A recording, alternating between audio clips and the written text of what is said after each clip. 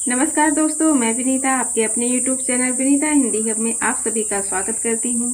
तो मेरे प्यारे दोस्तों, कैसे हैं आप सभी लोग। आशा करती हूँ कि आप सभी लोग अच्छे होंगे और अपनी पढ़ाई भी बहुत अच्छे से कर रहे होंगे। तो दोस्तों, आज की जो ये हम लोग की क्लास होने वाली है वह आधारित है आपके विगत वर्षों पर जितनी भी परीक्षाएं हो चुकी हैं आपकी हिंदी से संबंधित, उसमें जो आपकी भाषा विज्ञान से संबंधित जो प्रश्नोत्तरी बनी हुई है, तो आज उस पर चर्चा की जाएगी। ठीक है। और देखिए, क्लास शुरू करने के पहले एक बात है कि अगर आप लोग मेरे चैनल पे नए आए हैं तो वीडियो को पूरा देखिएगा, और अगर समझ में आए तो मेरे चैनल को सब्सक्राइब कर लीजिएगा और लोगों को शेयर भी करिएगा।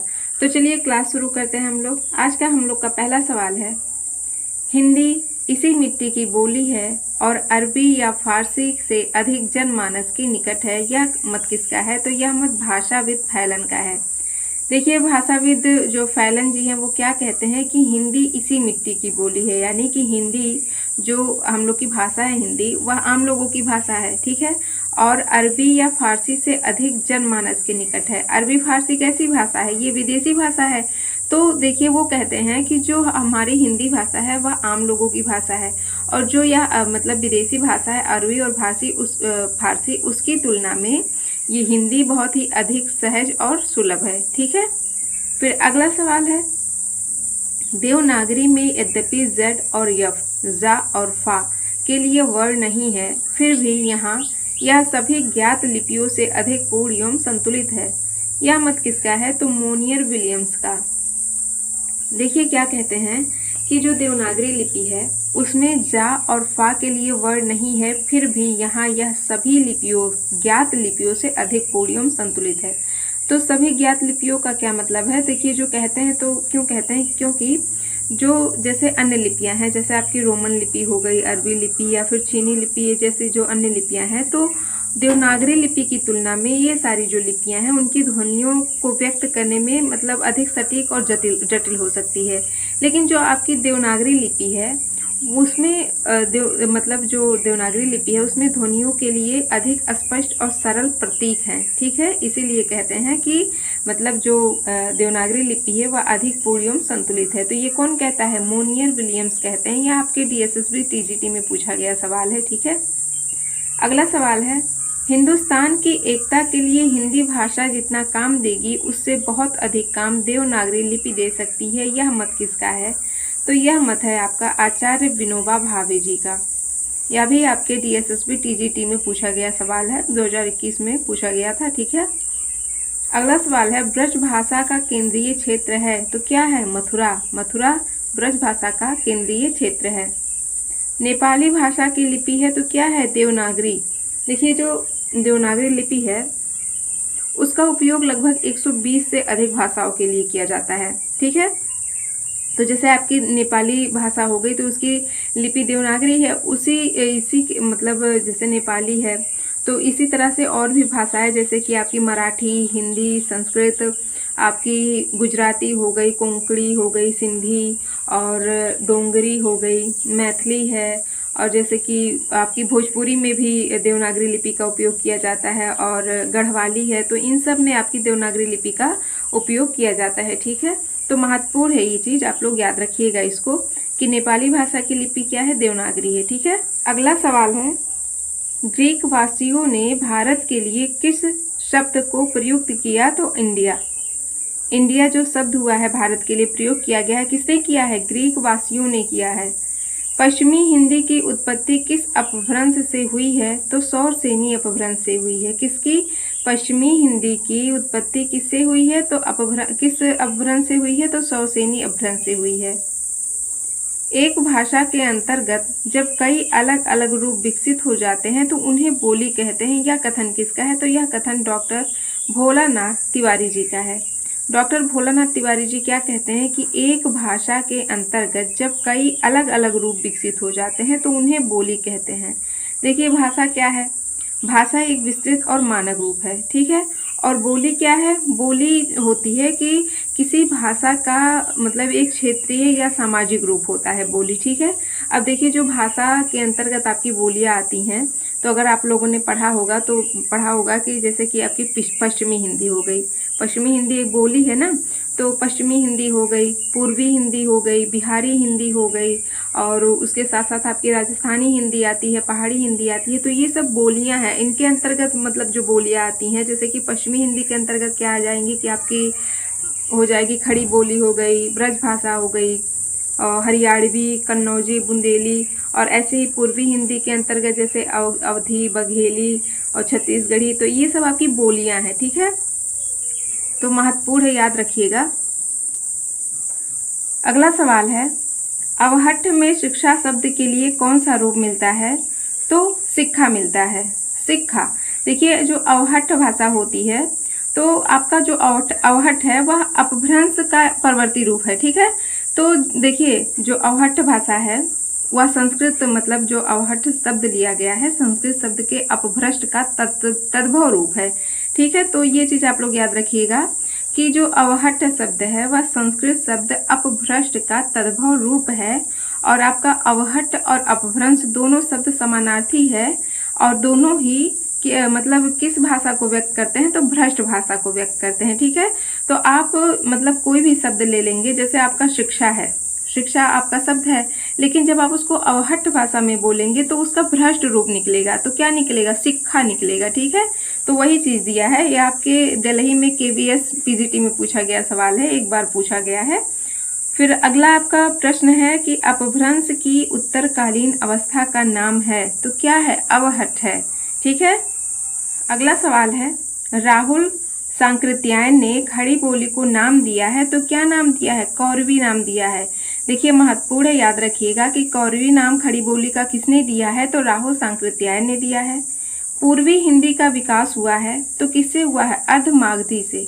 देखिए याद महत्वपूर्ण है, ये कई बार एग्जाम में पूछा गया है और आपके UP PGT में भी पूछा गया है कि पूर्वी हिंदी का विकास किससे हुआ है? तो अर्धमागधी से हुआ है। इसी प्रकार से आपका जो पश्चिमी हिंदी, राजस्थानी हिंदी और पहाड़ी हिंदी है वह आपके सौरसेनी अपभ्रंश से विकसित हुआ है, और आपका जो बिहारी हिंदी है वह मागधी से विकसित हुआ है, ठीक है। तो याद रखिएगा कि अर्धमागधी से पूर्वी हिंदी का विकास हुआ है, मागधी से बिहारी हिंदी का विकास हुआ है, और सौरसेनी अपभ्रंश से पश्चिमी हिंदी, राजस्थानी हिंदी और पहाड़ी हिंदी का विकास हुआ है, ठीक है।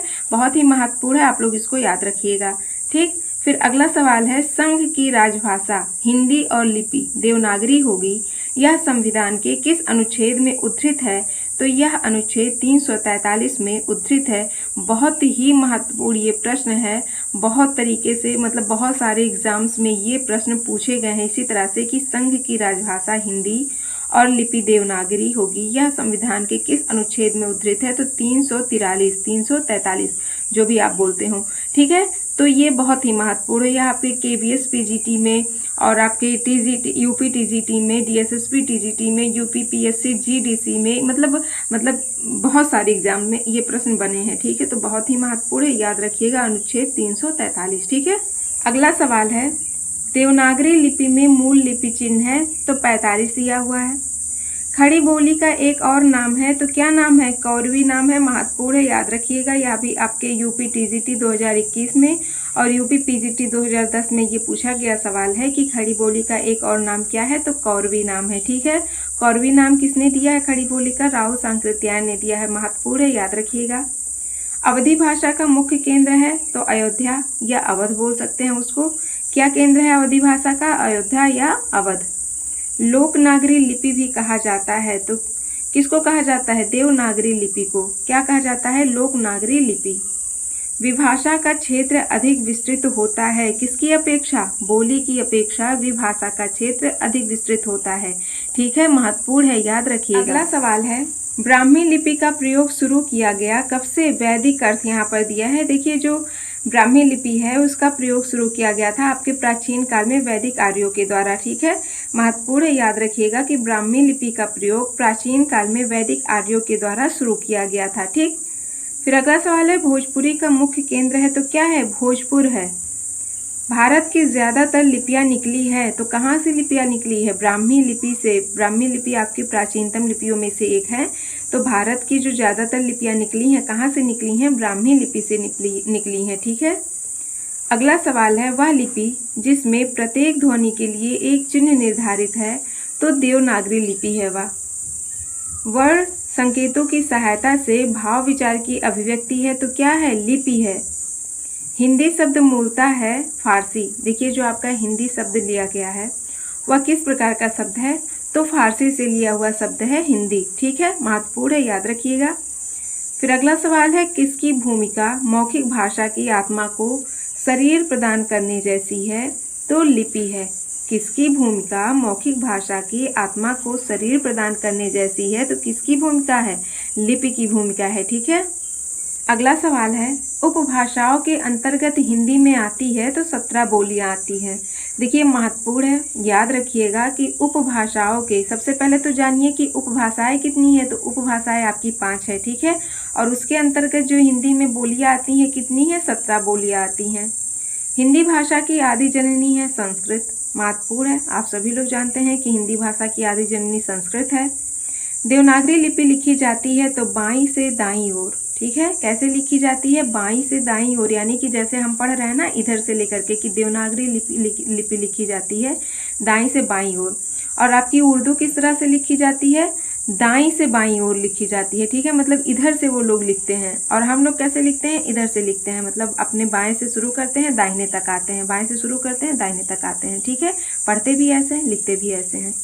तो याद रखिएगा कि जो देवनागरी लिपि लिखी जाती है वो भी आपके बाईं से दाईं ओर लिखी जाती है।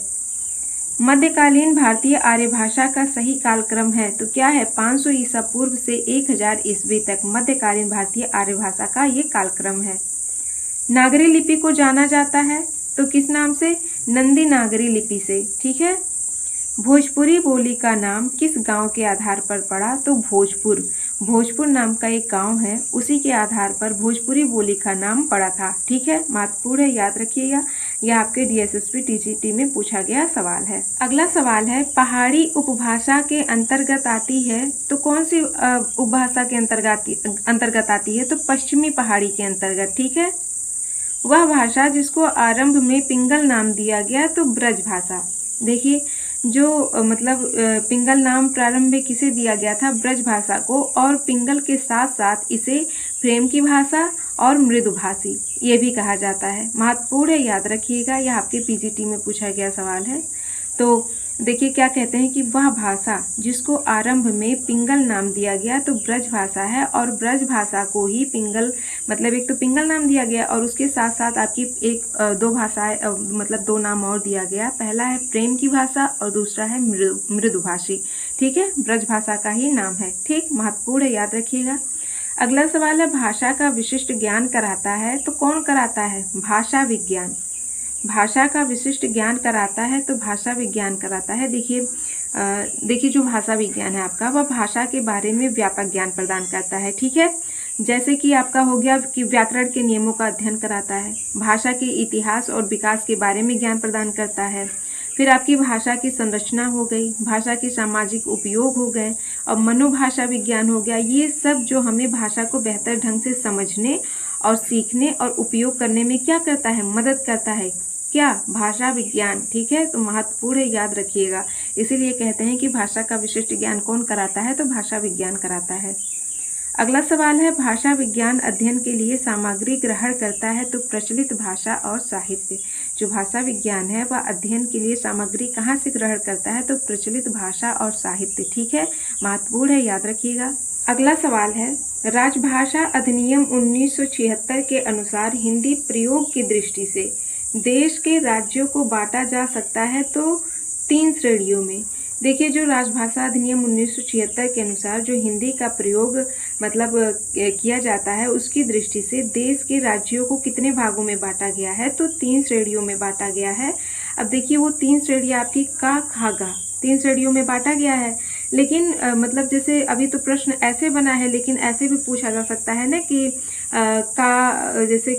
जैसे किसी राज्य का नाम दे दिया, मान लीजिए आपका उत्तर प्रदेश दे दिया। ठीक है, तो अगर वो पूछ ले कि मतलब उत्तर प्रदेश किस प्रकार की श्रेणी है, का श्रेणी की, खा श्रेणी या गा श्रेणी, तो उसमें आपको जानना, जब आप जानेंगे तभी तो बताएंगे ना कि उत्तर प्रदेश किस श्रेणी में आता है, प्रथम, द्वितीय या तृतीय।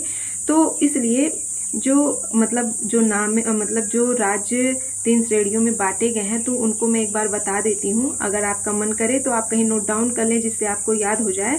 तो याद रखिएगा कि जो मतलब 3 श्रेणियों में बटा है। तो जो आपका का श्रेणी है, तो इसमें हिंदी को आधिकारिक भाषा के रूप में प्रयोग करने वाले राज्य हैं। कौन से? मतलब जो एकदम मूल रूप से बस हिंदी का ही प्रयोग करते हैं, आधिकारिक भाषा, अधिकार के रूप में भाषा का प्रयोग करते हैं, तो वो राज्य हैं। अब वो राज्य कौन कौन से हैं? तो याद रखिएगा, आपके उत्तर प्रदेश, बिहार, मध्य प्रदेश, राजस्थान, हरियाणा, हिमाचल प्रदेश, उत्तराखंड, झारखंड, छत्तीसगढ़ और दिल्ली है। ठीक है, तो ये आपकी का श्रेणी यानी कि प्रथम श्रेणी में आते हैं। अब खास श्रेणी में कौन कौन से आते हैं? तो इसमें हिंदी के साथ साथ अन्य भाषाओं को भी जो आधिकारिक भाषा के रूप में प्रयोग करते हैं, तो वो राज्य आते हैं। जैसे कि आपके गुजरात हो गए। अब गुजरात आपका हो गया कि आपका तो हिंदी तो उन्हें पता ही है, लेकिन उनकी जो एक आधिकारिक भाषा क्या है? गुजराती है, तो इसलिए ये खास श्रेणी में आते हैं। ठीक है, तो आपके गुजरात हो गए, महाराष्ट्र हो गए, पंजाब हो गए, चंडीगढ़, दमन और दीव और दादरा नगर हवेली, ये इतने आपके द्वितीय श्रेणी में आते हैं, यानी कि खास श्रेणी में। ठीक है, अब आपके आ गए तृतीय श्रेणी यानी कि गा श्रेणी। तो इस श्रेणी में हिंदी का उपयोग सीमित रूप से होता है। ठीक है, इस श्रेणी में अन्य सभी राज्य शामिल है जो श्रेणी का और खा में नहीं है। तो याद रखिएगा, जो का और खा श्रेणी में राज्य शामिल नहीं है वो सब आपके गा श्रेणी में आते हैं। तो का और खा को अच्छे से याद रखिएगा। उसके अतिरिक्त जो पूछे तो वो समझ लीजिए कि आपका जो थर्ड श्रेणी दिया है, मतलब तीसरा, उससे पूछा गया है। ठीक है, तो चलिए आगे बढ़ते हैं हम लोग। अगला सवाल है, हिंदी को राष्ट्रभाषा घोषित करने वाले अहिंदी भाषी प्रस्तावक का नाम क्या था? तो गोपाल स्वामी अयंगर। क्या है? हिंदी को राष्ट्रभाषा घोषित करने वाले अहिंदी भाषी प्रस्तावक का नाम था तो गोपाल स्वामी अयंगर हैं। 1937 में वर्धा में अखिल भारतीय शैक्षिक सम्मेलन का आयोजन किया गया था तो महात्मा गांधी जी की अध्यक्षता में। ठीक है, 1937 में वर्धा में जो अखिल भारतीय शैक्षिक सम्मेलन का आयोजन किया गया था वो उसकी अध्यक्षता किसकी अध्यक्षता में किया गया था? तो महात्मा गांधी जी की अध्यक्षता में किया गया था।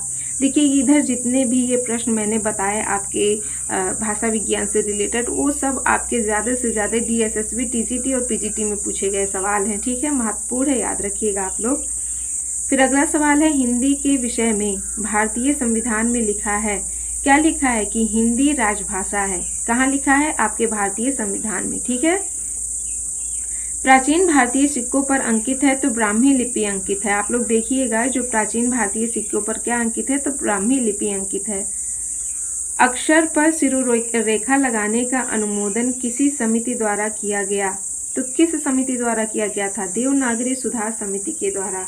जो अक्षर पर सिरोरेखा यानी कि जो हम पढ़ रहे हैं तो यहाँ पर अक्षर लिखा है तो उसके ऊपर जो एक रेखा खींची गई है तो उसी को सिरोरेखा बोलते हैं, यानी कि सिर के ऊपर जो रेखा लगती है तो उसी को सिरा रेखा कहते हैं। अब देखो, सिरोरेखा होता क्या है? तो याद रखिएगा कि मतलब सिरोरेखा देवनागरी लिपि में अक्षरों के ऊपर का एक रेखा है। ठीक है, जो वर्णमाला के अक्षरों को अलग भी करती है और उन्हें एक साथ जोड़ती भी है। अब हम लोग अगर अक्षर लिखें, अलग अलग लिखें, आ, क्षा, र, तो वो अलग अलग हो गई। लेकिन अगर इन्हीं को आप पास में लिख करके उसके ऊपर एक सिरोरेखा कर देते हैं तो ये एक मतलब जोड़ बन गया ना, तो यहाँ पर अक्षर हो गया, इसी को सिरोरेखा बोलते हैं। ठीक है, तो यह किस समिति के द्वारा किया गया था? तो देवनागरी सुधार समिति के द्वारा। ठीक, फिर अगला सवाल है, हिंदी भाषा की लिपि भारतीय संविधान में स्वीकार किया गया है तो देवनागरी लिपि को स्वीकार किया गया है। ठीक है, अगला सवाल है, उत्तरी पूर्वी राजस्थानी की प्रमुख बोली है तो मेवाती है। उत्तरी पूर्वी राजस्थानी की प्रमुख बोली कौन सी है? मेवाती है। राजस्थानी वर्ग की मालवी बोली का क्षेत्र है तो कौन सा है? रतलाम, देवास और उज्जैन। देखिए, जो ये रतलाम, देवास और उज्जैन है वह राजस्थानी वर्ग की मालवी बोली का क्षेत्र है। और इन तीनों के अलावा आपका हो गया मालवा, नीमच, और मतलब मालवी बोली का क्षेत्र है ना, तो उसमें मालवा भी तो आएगा। तो रतलाम, देवास, उज्जैन के अलावा आपका मालवा, नीमच, मंदसौर और मतलब ये सब भी आपकी इस क्षेत्र में आते हैं। ठीक है, फिर अगला सवाल है, हिंदी का मानक रूप किसके सर्वाधिक निकट है? तो खड़ी बोली के निकट है। मराठी भाषा की लिपि है तो देवनागरी है। राजभाषा आयोग का गठन किया गया, किसके द्वारा किया गया था? BG खेर की अध्यक्षता में। यह आपके UP TGT में पूछा गया सवाल है।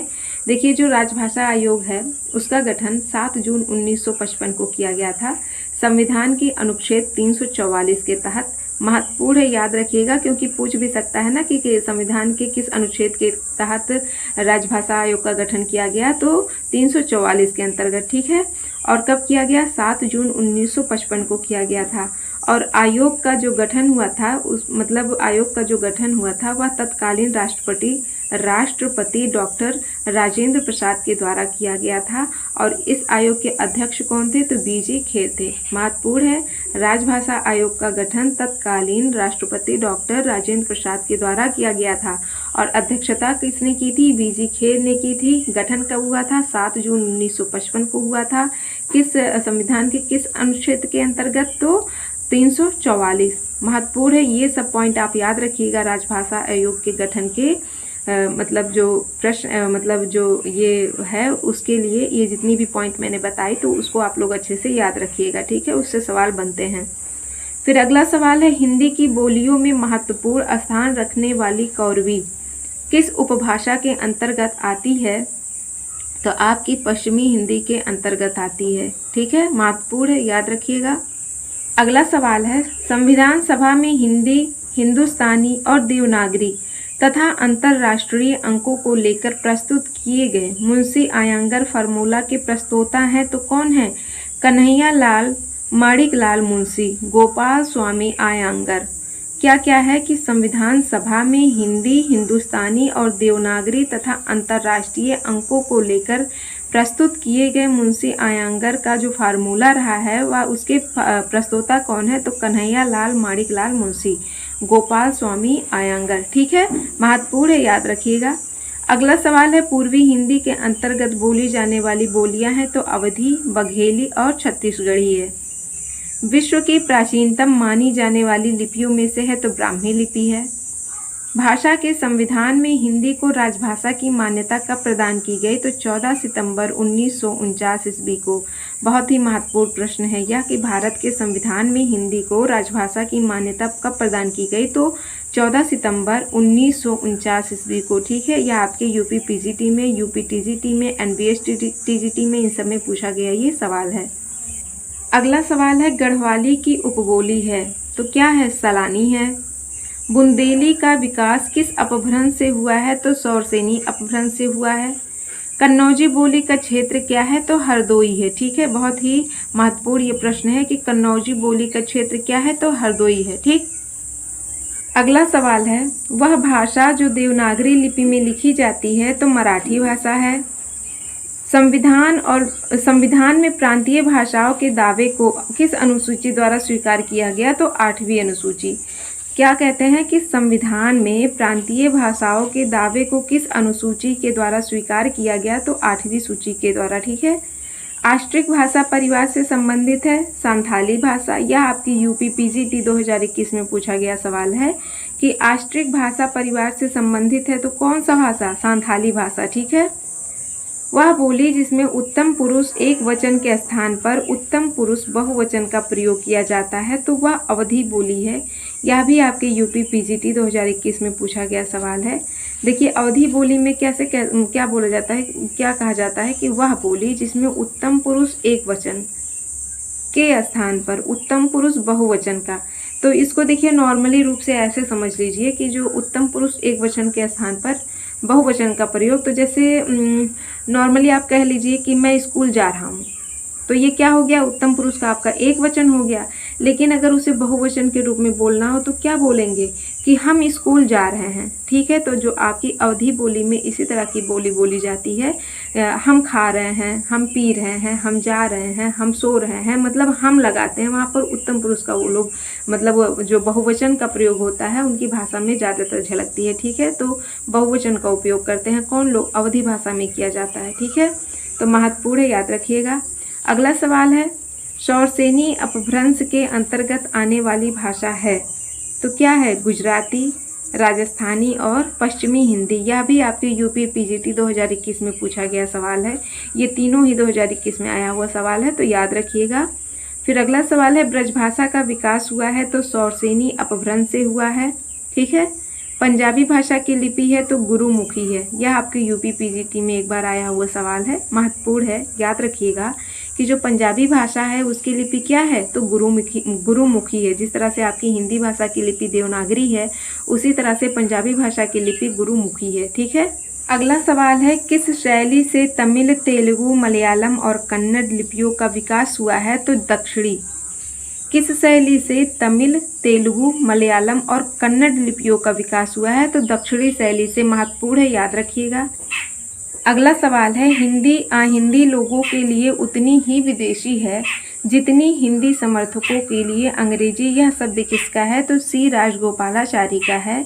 क्या कहते हैं कि हिंदी अहिंदी लोगों के लिए उतनी ही विदेशी, यानी कि देखिए नॉर्मली ऐसे ही समझ लीजिए कि जो हम लोग की भाषा हिंदी है, ठीक, तो जो अंग्रेजी भाषा है वह हम लोग के लिए विदेशी भाषा है। ठीक है, तो हम लोगों को वह सीखना बहुत ही कठिन लगता है। ठीक, तो उसी प्रकार से जो अहिंदी लोग हैं, यानी कि जो विदेशी लोग हैं, उनके लिए भी तो हमारी हिंदी भाषा विदेशी ही है ना, तो उनके लिए भी हिंदी सीखना उतना ही कठिन है जितना हमारे लिए उनकी भाषा अंग्रेजी सीखना। तो वही दिया गया है यहाँ पर कि मतलब हिंदी अहिंदी लोगों के लिए उतनी ही विदेशी है, मतलब उतना ही कठिन है जितना कि हिंदी समर्थकों के लिए अंग्रेजी सीखना कठिन है। ठीक है, तो यह शब्द सी राजगोपालाचारी का है। वर्तमान में संविधान की 8वीं अनुसूची में सम्मिलित है, तो 22 भाषाएं। यह भी आपके कई एग्जामों में पूछा जा चुका है कि वर्तमान में संविधान की 8वीं सूची में सम्मिलित है, तो कितनी भाषाएं सम्मिलित हैं, 22 भाषाएं। वो 22 भाषाएं कौन कौन सी है, तो एक बार मैं पढ़ देती हूँ, आप लोग उसको अच्छे से पढ़ लीजिएगा, मतलब सुन के ध्यान से याद कर लीजिएगा। आपकी हो गई आसामिया, बंगाली, गुजराती, हिंदी, कन्नड़, कश्मीरी, कोंकणी, मलयालम, मणिपुरी, मराठी, नेपाली, उड़िया, पंजाबी, संस्कृत, सिंधी, तमिल, तेलुगु, उर्दू, बोडो, डोगरी, मैथिली और संथाली। तो ये 22 भाषाएं हैं जो वर्तमान में संविधान की 8वीं अनुसूची के अंतर्गत सम्मिलित हैं। ठीक है, महत्वपूर्ण है, याद रखिएगा। फिर अगला सवाल है, यह लिपि अक्षरात्मक लिपि है जबकि रोमन लिपि वर्णात्मक लिपि है। कौन सी, देवनागरी लिपि की बात कर रहे हैं कि यह लिपि अक्षरात्मक लिपि, यानी कि जो देवनागरी लिपि है वह अक्षरात्मक है और रोमन लिपि क्या है, वर्णात्मक है। ठीक है।